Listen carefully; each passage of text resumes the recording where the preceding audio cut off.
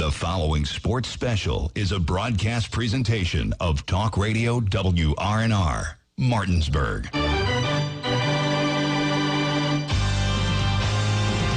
It's time for the fun of a summertime tradition with Little League All-Star Baseball. Play ball! Today's Little League All-Star action is being brought to you by Trips Floor Sanding and Berkeley Fashion Flooring, Bechtel Jewelers, Delegate Sammy Brown, Miller's Chrysler Dodge Jeep Ram, Berkeley County Health Department, Procter & Gamble, Delegate Paul Espinosa, Mirius Group and Ameriprise Financial, Parsons Ford, and Skinner Law Firm.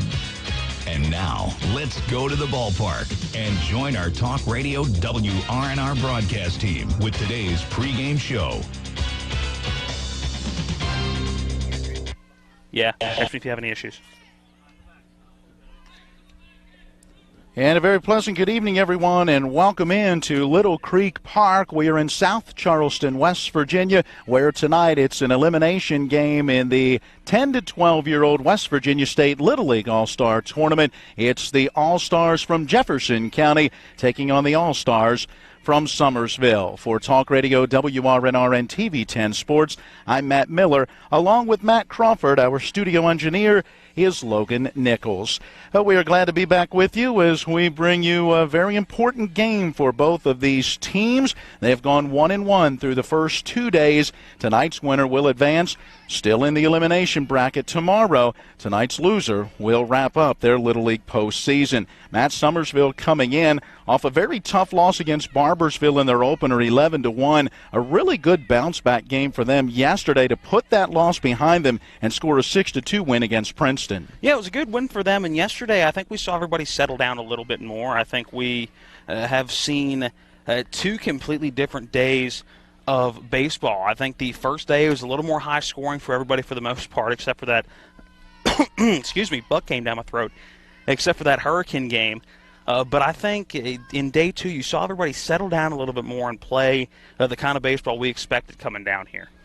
Yeah, when we look at the matchups so far for Jefferson, they scored a victory on Saturday in their opener, 9-5 over Charleston Central, and then yesterday suffered a very tough 2-0 loss at the hands of Hurricane. And Matt, you talked about it a little bit briefly in our Miller Time segment. Despite the loss, Jefferson really played a good, crisp, clean game yesterday outside of a couple of defensive miscues. Yeah, and it was really in that bottom of the third inning when you saw Hurricane score their only 2 runs of the game, and it wasn't necessarily that the errors cost the runs directly, but it was a case where you extended the inning a little bit more, and it allowed Hurricane to get more guys up to the plate and allowed it looked like Brady Roberts throw more pitches than he needed to in that inning.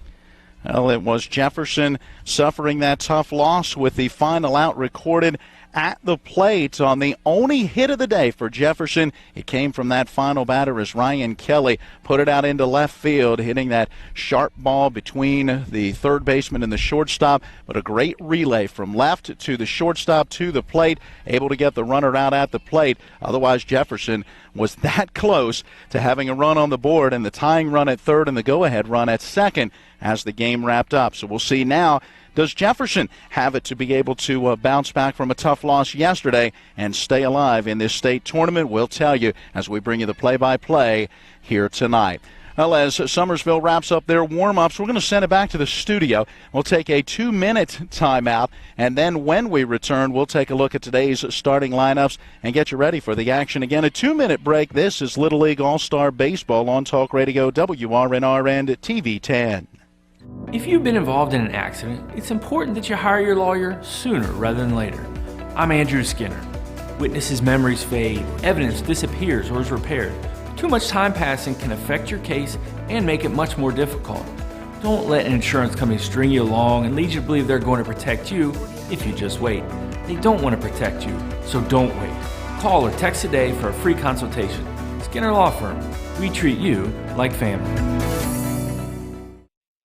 We only make home loans, so we better be good at it. And we are. It's that simple. With our focus solely on mortgage lending, you can come to us with peace of mind knowing that your mortgage loan is in good hands. As one of the nation's largest private lenders, our focus is on helping you get into your new home.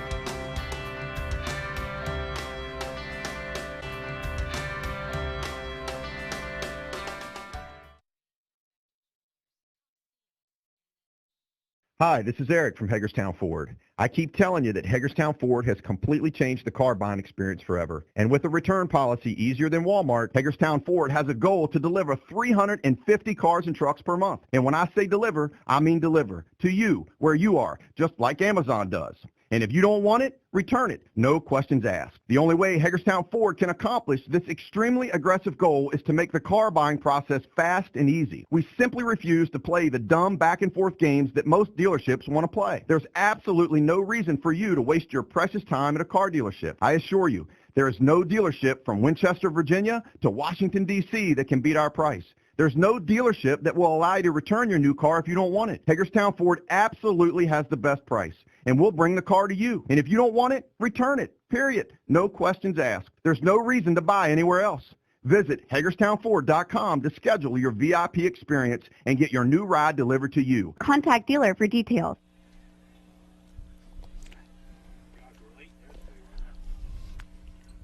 We welcome you back into Little Creek Park in South Charleston. Summersville wrapping up their infield warm-ups, and the two teams back in their respective dugouts. Jefferson will be the visiting team in this one. Summersville will be the home team. You can see through the video if you're watching on TV 10 or WRNR TV on YouTube.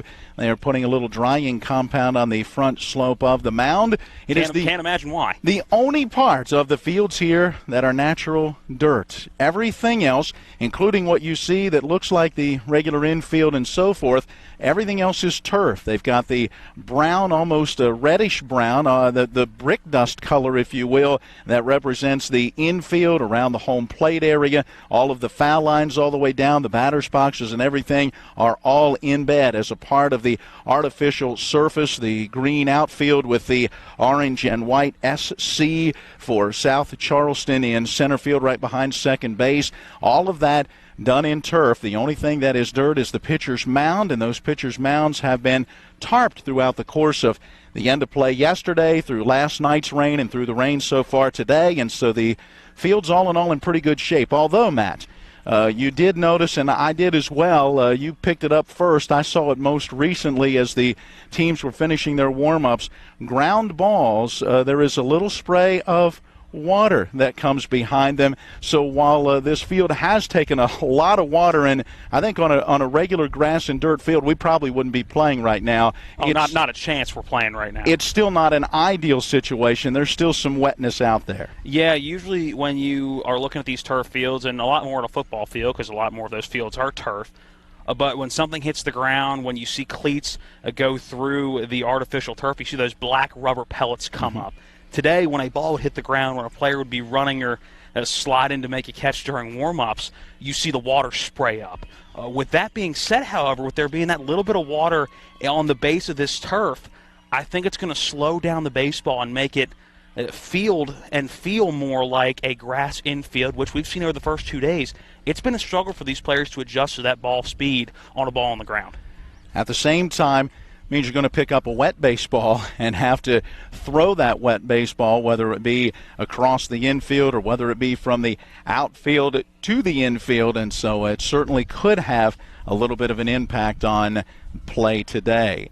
Our three-man umpiring crew arriving at the field. They'll get together with the managers and coaches and go over the ground rules here at the fields at Little Creek Park. We understand the dimensions right around 200 feet all the way around, although perhaps down the left field line with the slightly taller fence that rolls out into left center field might be a slightly shorter distance. We were not given the official dimensions. Typically, you're seeing those fields right around 200 feet all the way around, maybe, again, slightly shorter down that left field line. Well, let's take a look at the starting lineups. We'll get it started with Jefferson, who will be the visiting team for a second straight day. Jefferson led by Chris Kinsler as their manager. Sam Roberts and Robbie Shipe are the coaches. And for Jefferson, left fielder Trajan Kinsler is in the leadoff spot. He'll be followed by the catcher Sam Hefner. Batting third, shortstop Ryan Kelly. In the cleanup spot at first base, Connor Smith. The number 5 hitter, third baseman Cole Smith.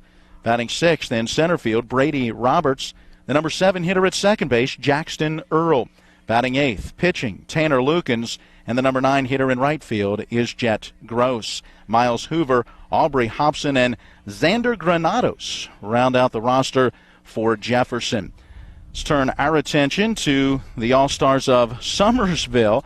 And their manager is Jeremy Nicholas, with Chris Smallwood and Andy Jarvis as the coaches. For Summersville, the shortstop is in the leadoff spot. He is Logan Nicholas. Batting second, playing first base, Caleb Jarvis. The number 3 hitter, second baseman Maddox Smallwood. In the cleanup spot, left fielder Lucas Milam. The number 5 hitter is the catcher, Colton Helms. Batting sixth and pitching, Jackson Triplett. The number 7 hitter, third baseman Ira Milot. Batting eighth, center fielder Cooper Lanham.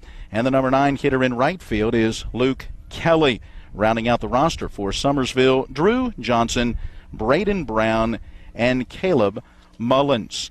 Did not get a record on the postseason so far for Summersville, or what all it has taken for them to reach this point of the state tournament. But whatever that road traveled, the important thing is today you've got to get a win, because this is an elimination game. Well, man, I can promise you they're 1-1 in the state tournament. I'd be willing to bet the farm on that one. And I guarantee you they won their district tournament. You're pretty good with that. You know, again, it's just a very educated guess.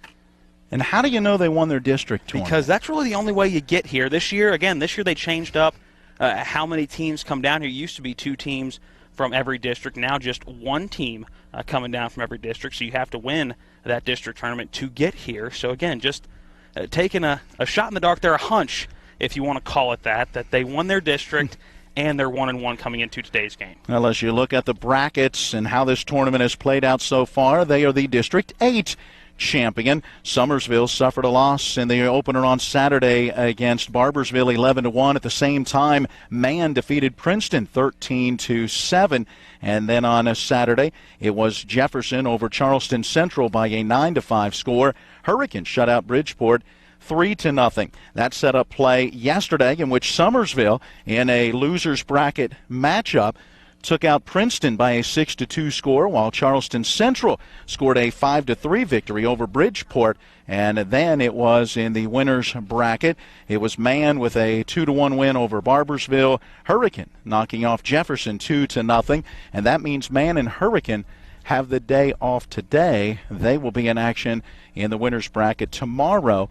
When the winners of our 2 games today, we have Jefferson and Summersville on this field, Barbersville and Charleston Central on the other field. Those winners will meet tomorrow in another elimination game, and then that winner would come back out and have to beat the loser of the winner's bracket game from tomorrow, and then have to beat the winner of that game twice. So it's a tough road to come out of this loser's bracket. And it is, and not a drop of rain falling right now, which is really amazing considering the almost 24 hours we've had, and looking like it could be wet here pretty soon. Looking at the radar, we're going to get this one started, and looking around, you even see some sun trying to poke through back behind the press box as we're looking back onto the field. And right now 72 degrees, which is a lovely change from the previous 2 days where it's been just about as hot as it could possibly be. Well, right now it looks like they're going through the starting lineups for the game that will be getting underway over on Field A, so they don't have competing PA. I have the feeling with the teams here on our field in their respective dugouts that they will wait to give the announcement of our starters until the announcement of the starters on the other field are complete. So as we wait for that, we'll send it back to the studio. Let's go ahead and take one more 2-minute timeout, and after this 2-minute break, we return to Little Creek Park and should be pretty close to today's opening pitch, running only a few minutes late. Pretty good considering all the rain that we have had last night into today. This is Little League All-Star Baseball on Talk Radio WRNR and TV 10. If you hang the WVU Medicine sign, certainly has helped take us to another level. In 1954, the first president of Little League Baseball wrote the Little League Pledge that I and my fellow participants have recited for 65 WVU Medicine, and it's an exciting mission to be a part of. With the knowledge and the years of practice that they've put into this institution, they know a lot. They can help you, and they've helped me a lot. Having people treated locally enhances their overall care. When you're hurting, we're here. When things are confusing, we're here. When you need answers, we're here. Brown Funeral Home. We've been caring for families like yours for generations, since 1880. Whether you want to plan ahead or you need us now. Our families are precious to us, and so are yours. Brown Funeral Home in Martinsburg, Inwood, and Charlestown, Ranson. We're here when you need us. When will I be able to retire? How do I make the most of the money I have? How do I leave a lasting legacy to my loved ones? I'm Philip McCoy, financial advisor with the Mirius Group, a private wealth advisory practice of Ameriprise Financial Services Incorporated.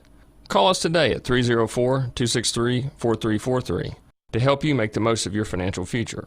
Our office is located at 1270 Winchester Avenue, Martinsburg, West Virginia. Ameriprise Financial Services Incorporated, member FINRA and SIPC. At Anthony's Pizza Inwood location, nobody does it better. We make our own dough and we bake it fresh twice daily. That's freshly baked twice a day to make sure your pizza always tastes great. Take advantage of our Anthony's Pizza special offer. Get 2 large one-topping pizzas, just $17.99. And when you buy 3 12-inch subs, the 4th one's on us. For the best in freshly made pizzas, subs, calzones, stromboli, lasagna, and more, it's got to be Anthony's Pizza, 372 Middleway Pike in Inwood. Call 229-7373 for delivery, anthonysmenu.com.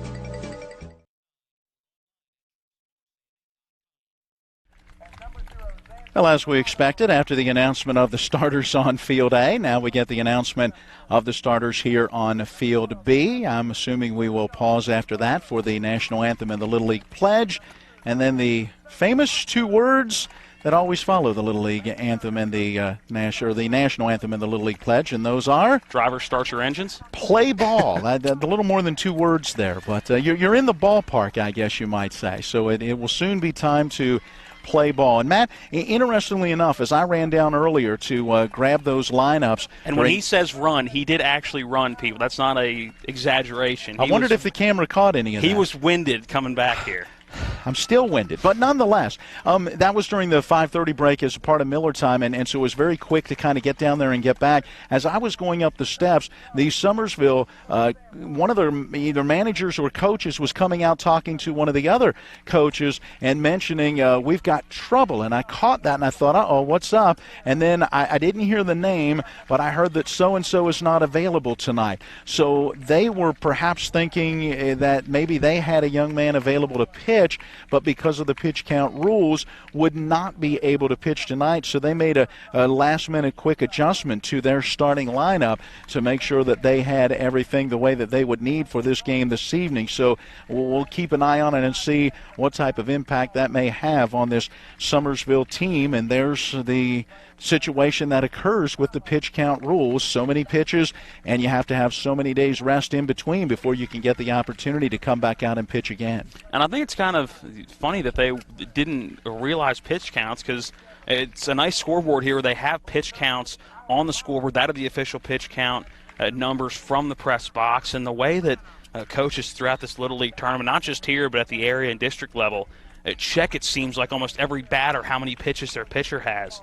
I think that's the first time this tournament, or really this postseason, again from the area district to now here, that we've had a coach truly concerned and have to question how many pitches his pitcher threw in a previous day. Let's turn up our mics and see if we can pick up the Little League Pledge and the anthem.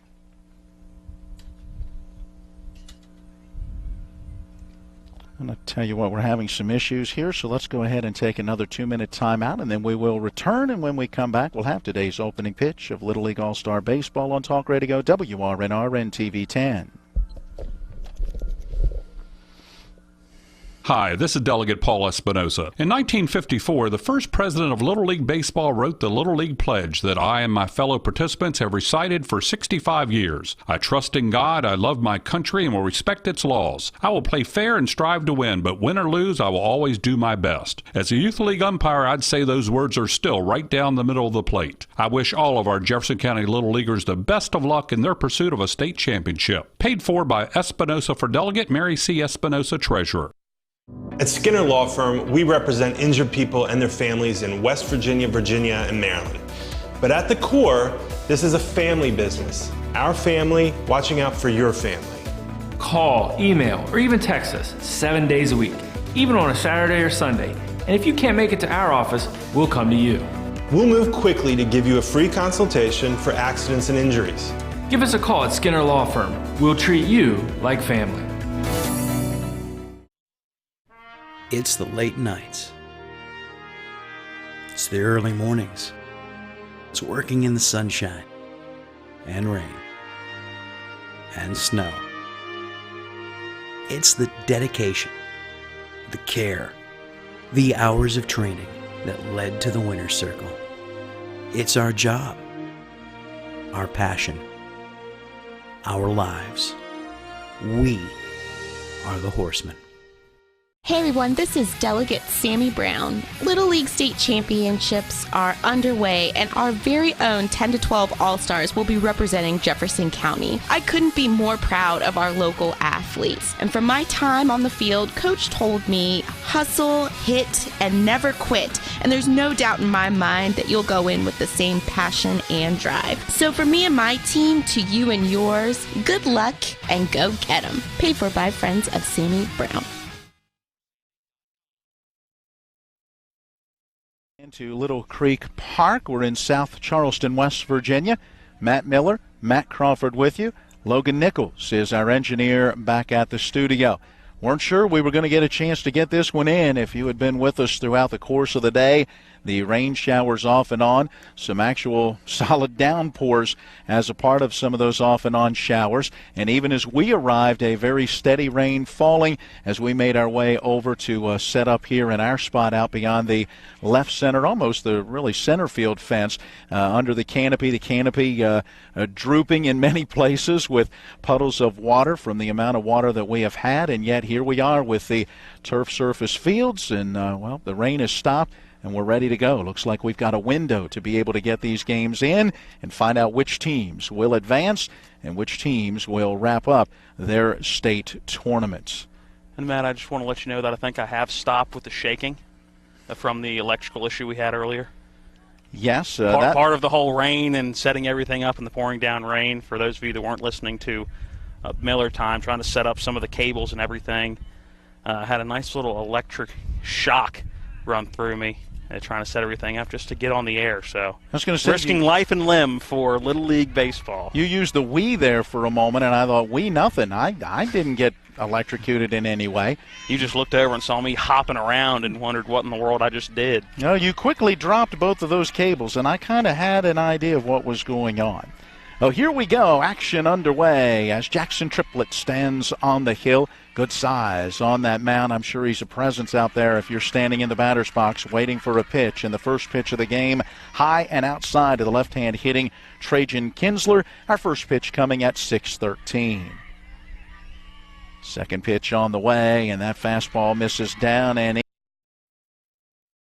no strikes. And you look at Triplett, and he's so far, again, small sample size, but first two pitches, he slows down that motion. It's very robotic, if you will. Everything a different motion as that one's in on the outside corner for strike one, but definitely not quick on the mound in that delivery out of the windup. So your pitch, you have a lot of time to see that arm come around, that right arm come around and see what's coming out of that hand. Here's the next pitch, and it's grounded towards the first baseman right near the bag. Caleb Jarvis picks it up and simply steps to the side, putting that foot on first base, and Kinsler grounds out three unassisted. Yeah, I don't think he had to take a full shuffle to his left. He was only about 3 feet off the bag and playing even with the bag. So a quick little jab with that left foot, and one down here in the top of inning number one. Kinsler still looking for his first hit in this state tournament. Now 0 for 3. It brings to the plate Sam Hefner. Base is empty with one away. He swings through a high fastball for strike one. And Hefner chased that one up the ladder a bit. That one was about letter high, but on the top of those jerseys, the maroon jerseys with Jefferson across the front. So probably helped out Triplett there. 0-1 on the way, taken right down the middle. Quickly no balls and 2 strikes. You mentioned those jerseys for Jefferson. Summersville, the white baseball pants. They've got the white jersey tops, but blue and gold striping across those jersey tops. 0-2 delivery on the way. Misses low and outside. Now 1-2. Hefner still looking for his first hit in this state tournament. He has gone 0 for 3, but has drawn 3 walks and also been hit by a pitch. So you look at that, and his on-base percentage, not bad. And he shows a good eye here, letting the 1-2 pitch go by for ball 2. And one thing noticing here about Summersville's outfield, one of the things that, and I'll go into further detail after this pitch. Well, and it's fouled away, and that one headed over into the other field, so they'll have to stop play there. Count holds 2-2. But one of the things that they've been trying to teach in younger baseball is to make sure that first step is back. So what the Summersville outfielders are doing is they're starting facing the foul line and kind of an open stance to make sure that that first step would be back and they can track the ball a lot easier. Here's the pitch, and it's lifted in the air, foul out of play down that right field line, and again heading over onto the other field, and the count remains 2 balls and 2 strikes. A nice job by Hefner, fouling a couple of pitches away. He is up to the 7th pitch in this at-bat on the way from Triplett. Here it comes. Swing and a fly ball, pretty well hit into right field. Backing up on it now, coming in on it, making a diving attempt is Luke Kelly, but it kicks off of his glove. He'll pick it up and fire through to second base, and not in time. Hefner is in scoring position. That was a great at-bat by Hefner and a good battle with Triplett. And looking out in right field, Kelly, he did a good job of making sure that first step was back, but then having to cover a lot of ground coming back in. Yep, as a result, that ball ends up dropping. It was a diving attempt. I'm sure it'll go down as a base hit as he made that diving effort to get to it. But as you said, that first step back and then trying to get in, just could not run it down. So Hefner in scoring position with Ryan Kelly at the plate. Kelly has had a very good state tournament. Looks at the first pitch on that outside corner about belt high. That is strike one. Kelly has 4 hits in 7 at-bats, including 2 doubles and a run batted in. This Jefferson team has gone for a few more extra base hits here than they did in district play, as the 0-1 pitch is outside. 1-1 now to Kelly. You go back to district play, and out of 46 hits, 10 were for extra bases. They've had 9 hits in their 2 games in the state tournament, and 5 of those have been for extra bases. 4 doubles and a triple. Here's a ground ball on the right side of the infield. Moving over to his left, the second baseman, Maddox Smallwood. He gobbles it up and throws on to first, and Kelly grounds out 4-3. On the ground ball, Hefner goes to third. He did move. You mentioned moving Hefner up to third, and well, you may think a wild pitch now scores a run with Hefner just 90 feet away. These backstops very, very short, so it's not a guarantee where it is at most Little League levels if the ball gets by the catcher that it's going to be a run scored with the runner on third. Again, not a guarantee here. Connor Smith to the plate, swings at the first pitch, lifts it foul and out of play. That one off the third base side, and that one goes over onto the turf football field here at this complex. Very nice complex. It really is back in the woods driving back here. It's about 10 minutes off the beaten path. Depending on whether you loop around and see the Soapbox Derby racing course twice. For us, it was about 20 minutes to get back here today. Here's a swing and a high drive deep into right center field. That one's going to take a hop just before the warning track and then go out of play. It's a book rule double for Connor Smith and a run batted in. Hefner scores from third, and Jefferson takes the early 1-0 lead. The second ground rule double we've seen in this tournament so far for Jefferson. And again, with that turf, the ball gets deep enough in the outfield, and it's an easy bounce to get over the relatively short fence here at Field B, and really in Field A as well. Short fences all the way around, only about 3.5, 4 feet off the ground. Connor Smith with his first hit of the state tournament. Had been 0 for 5 with a walk. He delivers the clutch 2-out RBI base hit to to put Jefferson on the board, and now Cole Smith will come to the plate. Fifth batter in this top of the first for Jefferson. 1-0. They're out in front. Jackson Triplett trying to get this final out and get his team to the plate. And the first pitch, a strike to Cole Smith. And Triplett up now at about 17 pitches here in the first inning. Not overly high, but you'd like to keep it under 20 in the first inning if you can with that 85-pitch limit. The next pitch, a swing and a miss. Count now at 0-2. Cole Smith on this state tournament has a hit in 4 trips to the plate, has also drawn a walk. He bats with a runner at second. Gets jammed on this pitch, fights it off, and fouls it out of play again over into field A. We've yet to see a foul ball from field A come into field B. That is the third one at least that has gone over there. Might have to keep a little separate tally down here. Count holding, no balls and 2 strikes. Triplett steps off the back slope of the mound and now toes that pitching rubber. Likes to work from the windup. He's ready, and here it comes, and it's a foul ball back to the screen. And something you're happy to see today for Jefferson. 8 of their first 9 outs yesterday came via a strikeout. Not a strikeout so far here in this first inning, so they're putting the bat on the ball and at least putting it in play. Time taken. And the umpire, I think, letting the pitcher know maybe Triplett going a little too quickly. Batter not quite set, and the umpire had not quite given him the indication to go ahead and start pitching. And so now action back underway in that 0-2 delivery, and it misses outside. 1 ball and 2 strikes. Yeah, Triplett trying to get into a rhythm. Hey, give me the ball back. I want to throw, but you do have to let that batter get set in the box. Cole Smith awaiting that 1-2 pitch with Connor Smith at second. Pitch down low, goes to the backstop. Quickly on that one is Helms, the catcher, and he turns and throws to Milot at third, even though Connor Smith decided to stay at second base.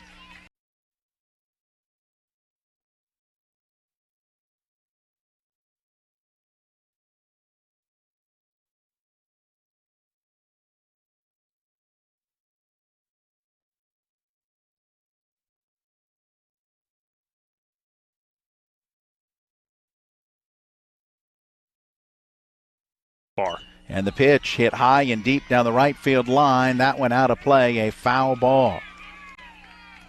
And again, looks like that one will end up in the field of play over on field A. So that's 4 in this top of the first inning. Those outfielders may be getting more work from our game than they are from their game. How about the 9th pitch of this at-bat coming up as Cole Smith is really battled. Here it comes, and it's a chopper right out in front of the plate. Catcher on it, turns and looks and does not throw. Pretty good decision. Really had no chance to get Cole Smith. A swinging bunch just out in front of the plate, shaded slightly towards that third base line. And with that runner at second, Connor Smith going to third. A good decision by Helms. Didn't want to throw it away. Yeah, it was a good decision. With 2 outs, you don't want to give that second run an opportunity to come across. A good job by Connor Smith with 2 outs, immediately realizing to advance on the base. And now he's just 90 feet away from run number 2 for Jefferson here in the top of the first. Now it brings up Brady Roberts. First pitch to him in behind his head and ends up going to the backstop. And they are going to send the runner back. It actually is a strike. So that ball, from our vantage point in the outfield, really hard to tell. That ball apparently nicked off the bat that was still behind the head of Roberts. I was going to say it's amazing it didn't hit the bat based on the way the bat stood straight up. Well, they did send the runner back to first. The runner at third had held. The indication was that it ticked the bat, and now Roberts with a swing and a miss at this pitch, and he is down in the count, 0-2. And, Matt, is that fog rolling in? It does appear so. It's kind of eerie rolling in over the left field fence. Here comes the pitch, and that one misses outside. Count at 1 ball and 2 strikes. And our apologies, a little hard to see right now through the camera. See if we can make any adjustments on it as we go. The 1-2 delivery due to Brady Roberts. Here it comes. On the outside corner, it's a called strike 3. So Roberts is caught looking to bring this first inning to a close. Still in the inning, 3 hits, including a couple of doubles. Sam Hefner with a double and Connor Smith with an RBI double. It has Jefferson on the board first. After a half an inning, it's Jefferson 1, Summersville coming to bat. Hi, this is Delegate Paul Espinosa. In 1954, the first president of Little League Baseball wrote the Little League Pledge that I and my fellow participants have recited for 65 years. I trust in God, I love my country, and will respect its laws. I will play fair and strive to win, but win or lose, I will always do my best. As a Youth League umpire, I'd say those words are still right down the middle of the plate. I wish all of our Jefferson County Little Leaguers the best of luck in their pursuit of a state championship. Paid for by Espinosa for Delegate, Mary C. Espinosa, Treasurer. At Skinner Law Firm, we represent injured people and their families in West Virginia, Virginia, and Maryland. But at the core, this is a family business. Our family watching out for your family. Call, email, or even text us 7 days a week, even on a Saturday or Sunday. And if you can't make it to our office, we'll come to you. We'll move quickly to give you a free consultation for accidents and injuries. Give us a call at Skinner Law Firm. We'll treat you like family. It's the late nights. It's the early mornings. We're back again here at Little Creek Park, Charleston. And now, looking like we're getting things cleared up a little better on our TV10 camera view. Matt Crawford and Matt Miller with you. Logan Nichols back at the studio. We're in South Charleston, West Virginia. I got Charleston out earlier, and then looking over at the camera, it looks like we're getting things settled in. Looks like the lights are also turned on and will begin to take a little bit of effect. We've had some fog roll through, and we've got some pretty dark clouds that have been rolling through as well. And Matt just gave me an indication that there are some dark clouds apparently behind us as we go to the bottom half of inning number 1. Summersville coming to the plate to face the starter for Jefferson, and that will be Tanner Lukens, who will be on the hill. Lukens has already seen some action here in this state tournament against Hurricane yesterday. Went 1 1/3 innings, no runs, a hit, 1 strikeout, and no walks through just 11 pitches, which gives him a chance to be right back out here today. And the first pitch to Logan Nicholas, down and in, ball 1. Lukens, good size on the mound. He's got that presence out there as well that's got to make it a little intimidating to batters. Lukens misses low and outside with this pitch, and it's 2 balls and no strikes. Matt will get back with me in just a moment. Right now, continuing to work up that camera and then make sure it's protected in case we get a little rainfall coming in. The 2-0 taken for a strike on that outside edge.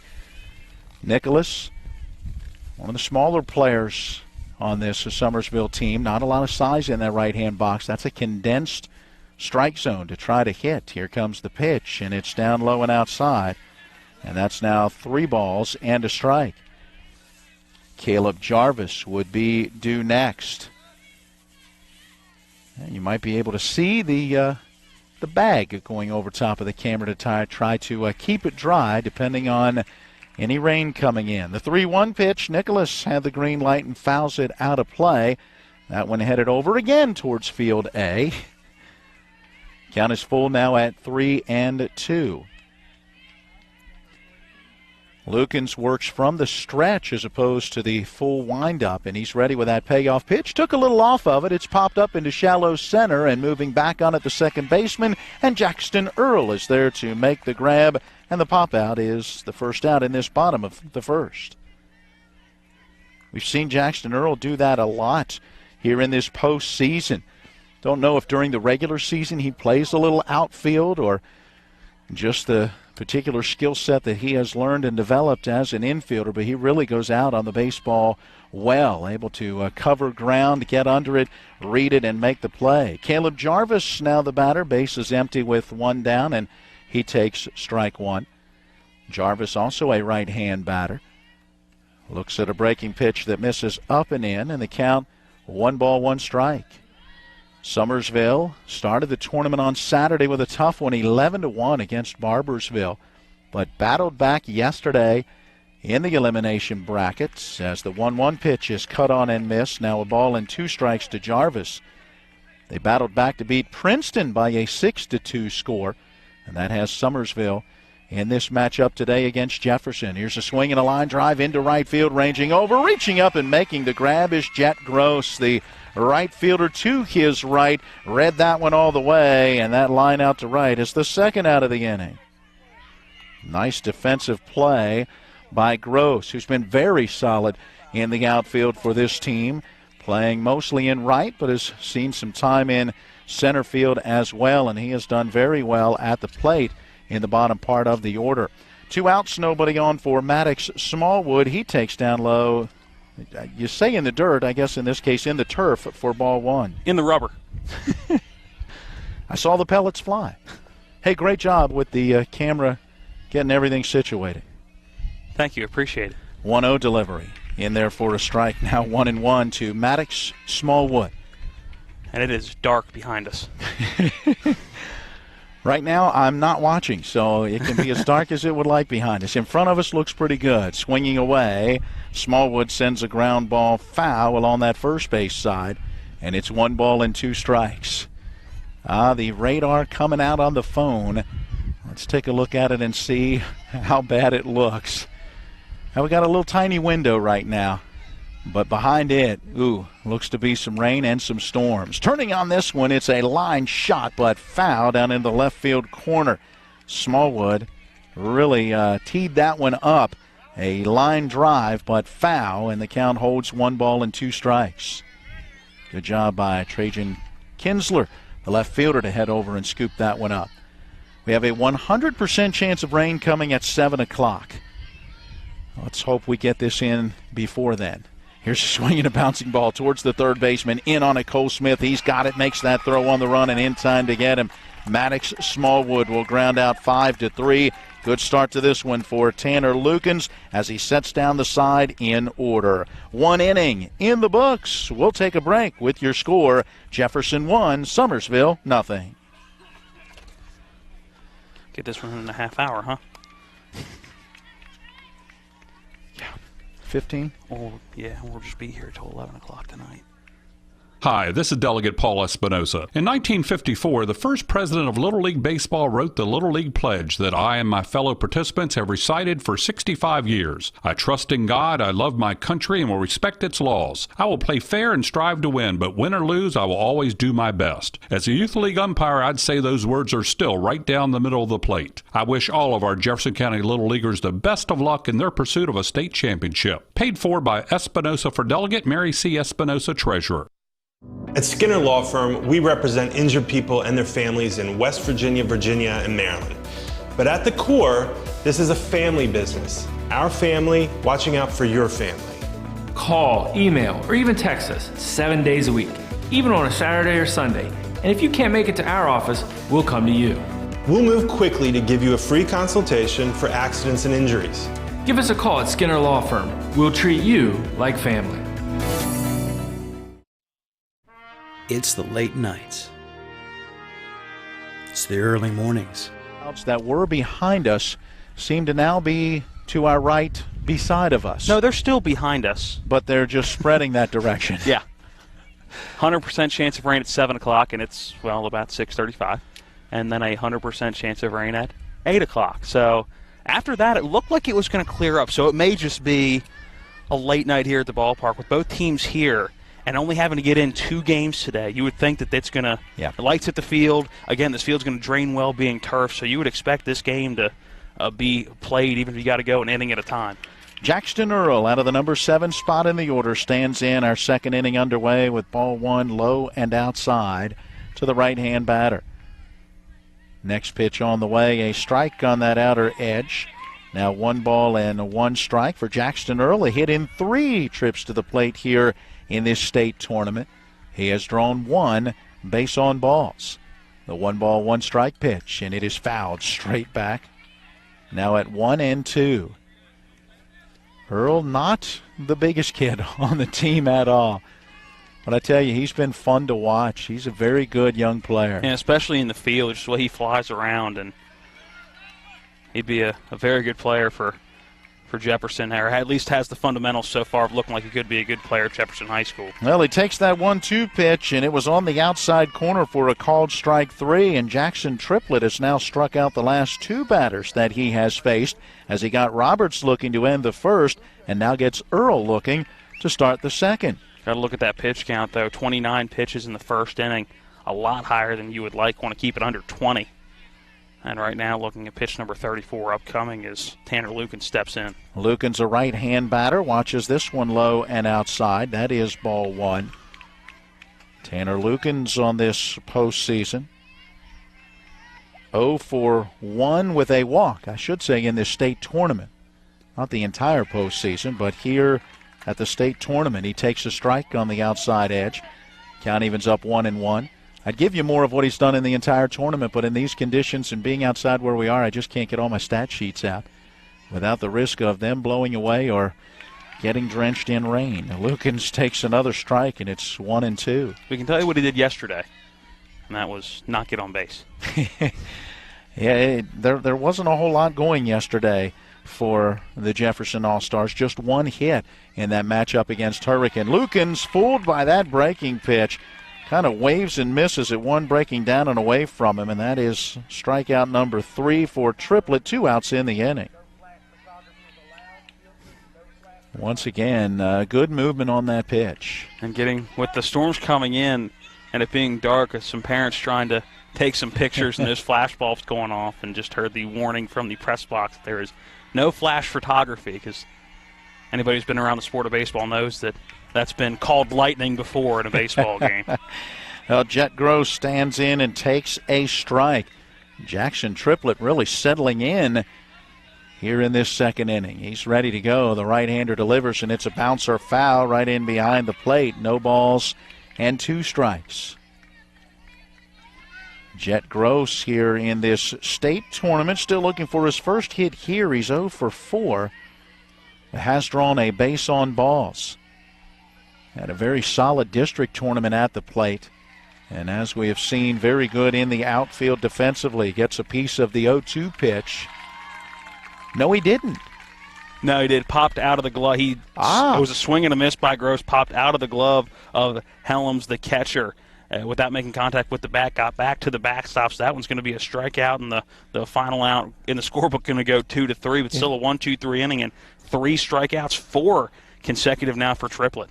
Yeah, I saw the catcher go back and get it. Just thought that it had been fouled away, but nope, that was a swing and a miss, and the out recorded at first. And yep, Jefferson goes in order in their second at bat. We'll go to the bottom of the second inning when we come back with Jefferson still in front of Summersville, 1-0.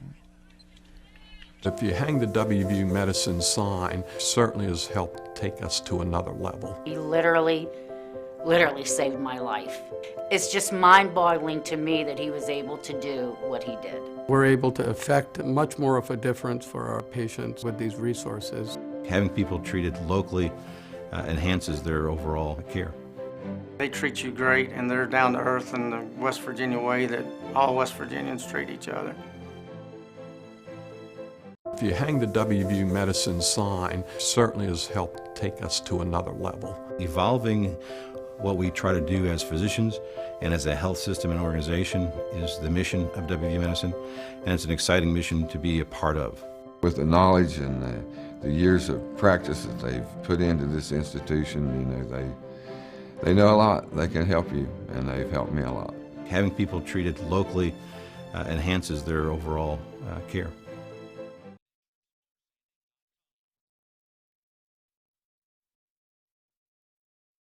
Number 2, a 1-0 Jefferson lead. Summersville will send the 4, 5, and 6 hitters to the plate to face Tanner Lukens in the start for Jefferson. Lukens in that first inning, pretty efficient, 15 pitches, threw 10 of those for strikes, set down the side in order. Did not walk or strike out a batter, had a pop out, a line out, and then a ground out to retire the 3 batters that he faced. Lucas Milam, Colton Helms, and Jackson Triplett are the 3 due in the Summersville second inning.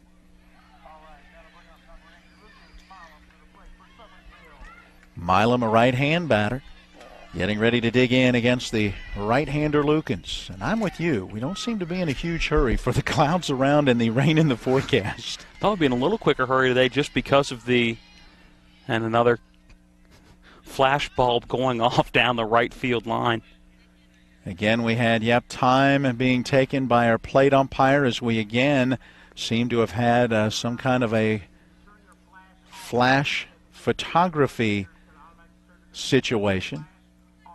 Flash must be off, so you can take pictures, but they're going to be dark. All right. Lucas Milam now will step back in. We're ready to go. Bottom of the second underway with a pitch down and in for ball one. This Jefferson team a year ago in the 9-11 tournament went 3 wins, 3 losses, got here to this state tournament, but did not get a win. This year they have a win under their belts as the next pitch misses down low. This one maybe a little outside as well. 2 balls and no strikes. Jefferson got their win against Charleston Central on a Saturday as the pitch is grounded slowly off the third base side of the mound. Over to get it is Lukens. He'll turn and make the throw to first and just in time to get Milam. Yeah, great play by Lukens on the mound. With that slow roller going about halfway between the pitcher's mound and that third base foul line, he had a little bit of ground to cover. And by the time he popped up, good speed by Milam out of the box, and Lukens is going to have to make a very quick throw and made it right on the money. Yeah, nice job of doing it quickly but not rushing, if that makes sense. Yep.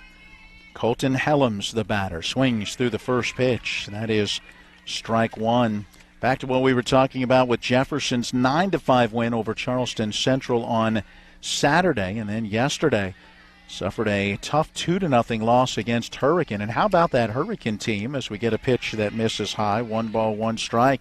They haven't given up a run in 2 games down here. Yeah, they've only needed 5 runs to win 2 games.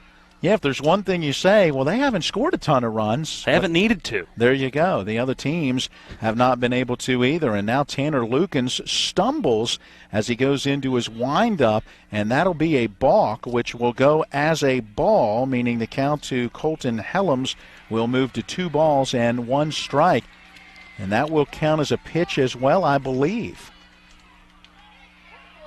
They would have him at 21 right now on the board. Yep, so that still goes down as a pitch.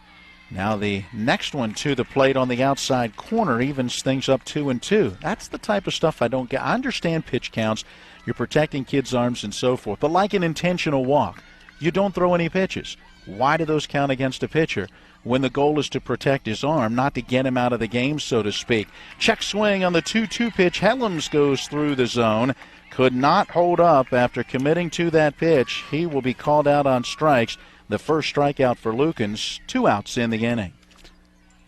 Yeah, and a good location for Lukens to go a little high and inside, but with 2 strikes on, if you're Helms, you're thinking, got to at least try to protect. And that's with that check swing, you could tell he was just trying to fight it off if he could, then thought maybe I could hold up, but I called strike 3, and that one was on the swing at the plate, not location.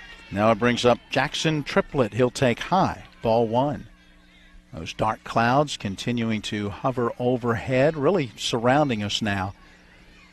From our vantage point, as the next pitch works down low and outside, bounces to the backstop, that's ball 2. Right over top of the home dugout down the first base line where Summersville is located. If you look right over top between the tree lines, you get a nice little glimpse of some brighter skies. There's hope on the horizon. Why don't you look up in the sky and see which way those clouds are moving? Yeah, there's a storm all around us, but there's hope on the horizon. Swing and a miss at a pitch up and in. Count moves to 2 balls and a strike now to Triplett. I love your optimism. Your glass half full mentality is really touching. Thank you very much. But we're going to get some rain. The 2 ball, 1 strike delivery popped foul and out of play. That one off the first base side of the backstop. Count 2 balls, 2 strikes. 1-0 Jefferson. We're in the bottom of the second inning. Triplett, the right-hand batter, awaits. Takes that next pitch at the knees. That is a called strike 3. Back-to-back strikeouts for Tanner Lukens as he sets down the side in order for a second straight Summersville at bat. We will head to inning number 3 when we come back with your score. Still Jefferson 1 and Summersville 0. Hi, this is Eric from Hagerstown Ford. I keep telling you that Hagerstown Ford has completely changed the car buying experience forever. And with a return policy easier than Walmart, Hagerstown Ford has a goal to deliver 350 cars and trucks per month. And when I say deliver, I mean deliver to you, where you are, just like Amazon does. And if you don't want it, return it. No questions asked. The only way Hagerstown Ford can accomplish this extremely aggressive goal is to make the car buying process fast and easy. We simply refuse to play the dumb back and forth games that most dealerships want to play. There's absolutely no reason for you to waste your precious time at a car dealership. I assure you, there is no dealership from Winchester, Virginia to Washington, D.C. that can beat our price. There's no dealership that will allow you to return your new car if you don't want it. Hagerstown Ford absolutely has the best price, and we'll bring the car to you. And if you don't want it, return it, period. No questions asked. There's no reason to buy anywhere else. Visit HagerstownFord.com to schedule your VIP experience and get your new ride delivered to you. Contact dealer for details.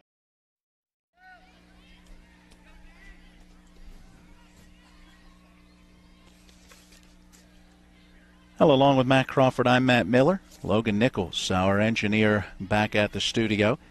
We will go to the top half of inning number 3 here.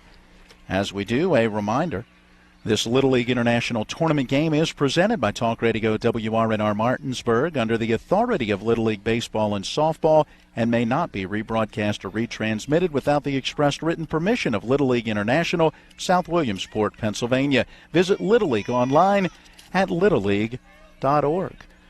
Let's turn the play-by-play duties over to our own Matt Crawford. Top of inning number 3, 1-0 to Jefferson lead. Leadoff spot in the order will not be Trajan Kinsel. It'll be Xander Granados in that leadoff spot coming off the bench. First pitch from Triplett, a well outside, hitting the backstop. Now the count 1-0. So the first sub we've seen so far for Jefferson. Granados, a normal starter. And it's how we've seen Jefferson play this. Usually starting those subs in the first 2 innings as that 1-0 pitch goes behind Granados. And the first 2 pitches have missed very wide in either direction. The first one well off the opposite batter's box. It'd be the left-handed batter's box. And that 1-0 pitch missing by about 4 feet behind Granados. So missing by about 4 feet behind Granados. So the count now 2-0 to the leadoff batter. That 2-0 pitch, there's a strike on the outside corner. Now 2 balls, 1 strike. So Triplett finding the zone again. A little different strategy here in the state tournament as Darren Gilliam was not able to make the trip. So instead of 4 substitutes, there are 3 players on that bench for Jefferson, and so that means you got to get them in a little bit differently. That 2-1 pitch, a swing and a miss. And the counter, Granados now 2 balls, 2 strikes. What I mean by that is if you've got 4 substitutes, they have to get 1 at-bat in the game according to the Little League rules, but that's it.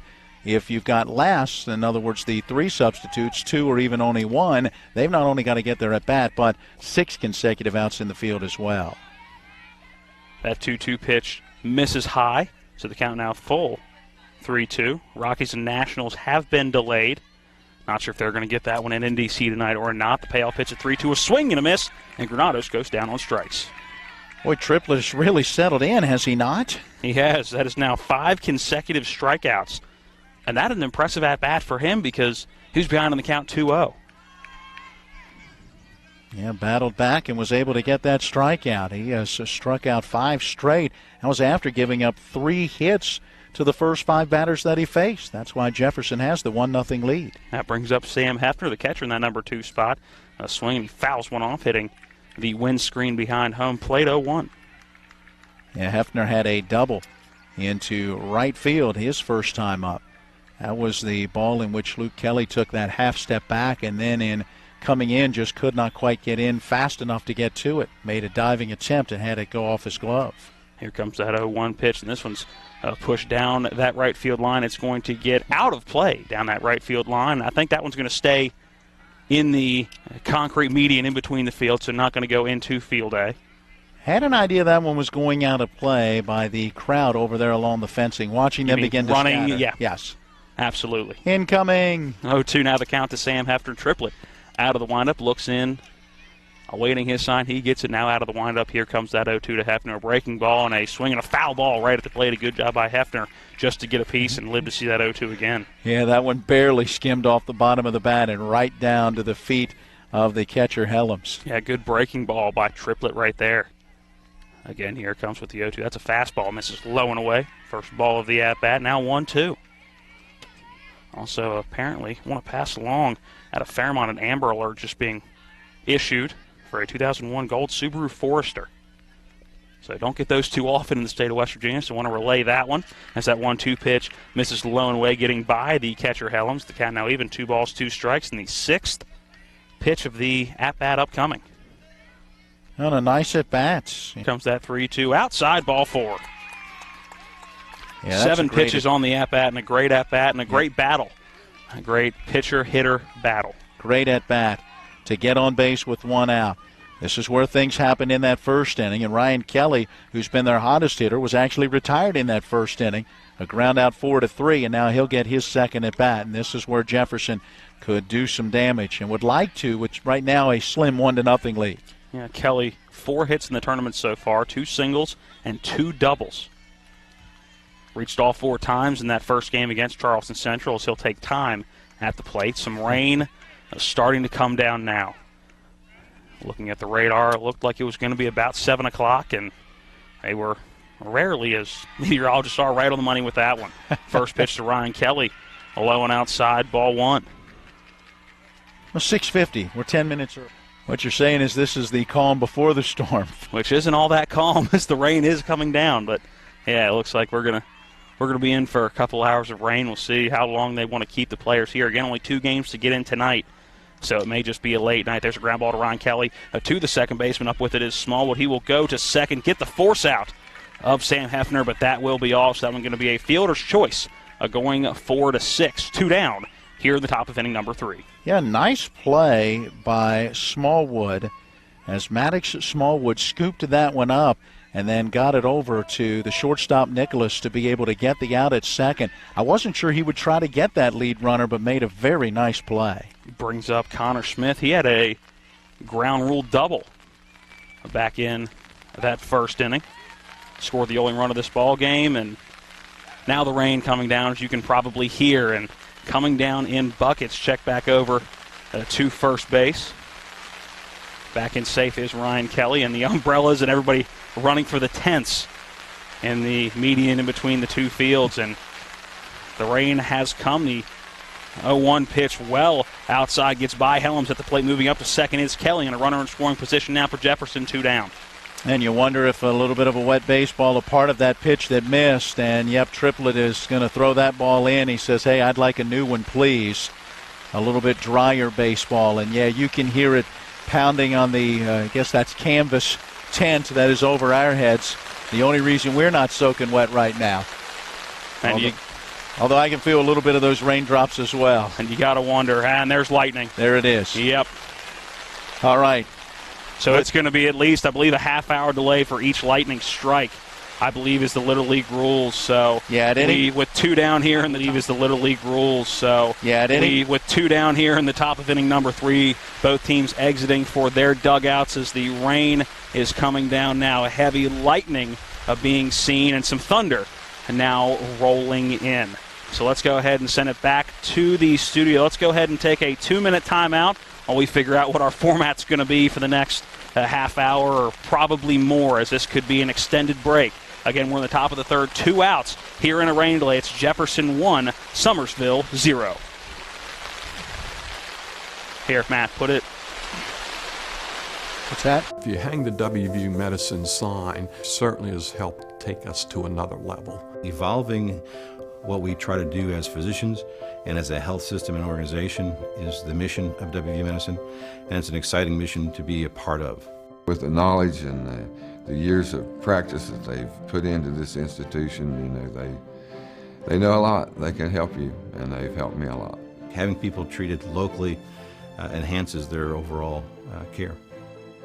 It's one of the toughest times you'll ever face when someone close to you passes away. It's a swirl of papers to sign and arrangements to be made, all while you're dealing with grief. At Brown Funeral Home, we encourage you to pre-plan. Pre-planning not only makes things easier for you, it protects you from rising costs. At Brown Funeral Home, our families are precious to us, and so are yours. Brown Funeral Home in Martinsburg, Inwood, and Charlestown, Ranson. Hi, this is Eric from Hagerstown Ford. I keep telling you that Hagerstown Ford has completely changed the car buying experience forever. And with a return policy easier than Walmart, Hagerstown Ford has a goal to deliver 350 cars and trucks per month. And when I say deliver, I mean deliver to you, where you are, just like Amazon does.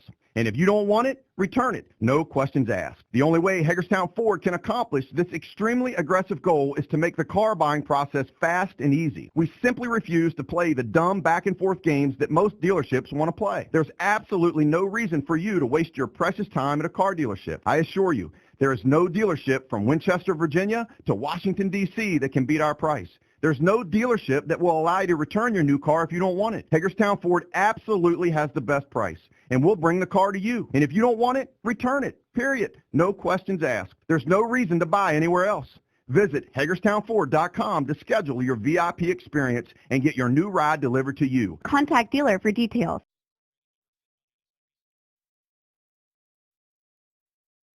The rain coming down in buckets as we're trying to keep everything dry. And Mr. Hornby, if you're listening, that includes the camera. We're risking life and limb to keep that camera dry. But some rain coming down heavy on the field now. We're in the top of inning number 3, 2 outs in the Jefferson at-bat. They currently have a 1-0 lead. Ryan Kelly was stranded at second base. The batter was Connor Smith in a 1-1 count. And a low-scoring game, a well-pitched game, similar to what we saw yesterday. It took Jackson Triplett a little while to settle down for Summersville, but after he settled down a bit, it's really been in a groove, including 5 consecutive strikeouts from out number 3 in that first inning all the way to out number 1 here in the top of the third. Well, the difference in this game is a clutch 2-out hit.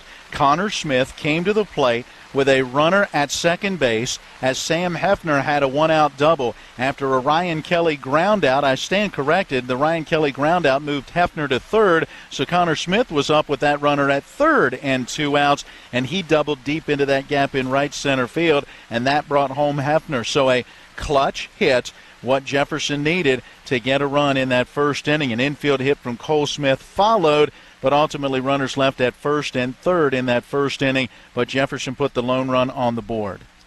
And again, we are in at least a half-hour rain delay, and really let's call it a weather delay because it wasn't necessarily the rain. It was coming down and probably would have been delayed in between innings, but I think they were going to try to finish that top of the third, and then lightning coming in, so a half-hour delay from each strike of lightning.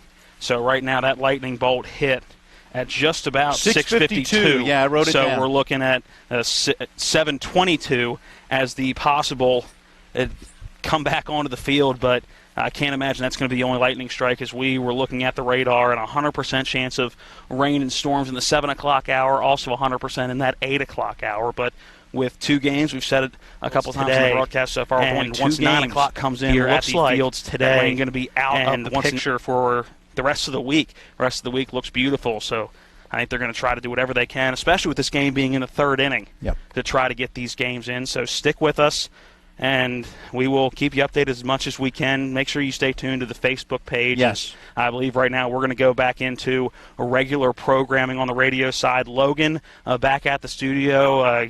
This is just kind of shop talk. Logan, go ahead and put on the afternoon folder on the TV for now. And, again, just go back into automation on the radio side and keep it tuned into the Facebook page. We will give weather updates as we get them here. Again, we're in a weather delay here from Little Creek Park, the 10 to 12-year-old Little League All-Star State Tournament. In the top of the third, it's Jefferson 1, Summersville 0. We will be back when we can here from the state tournament in South Charleston.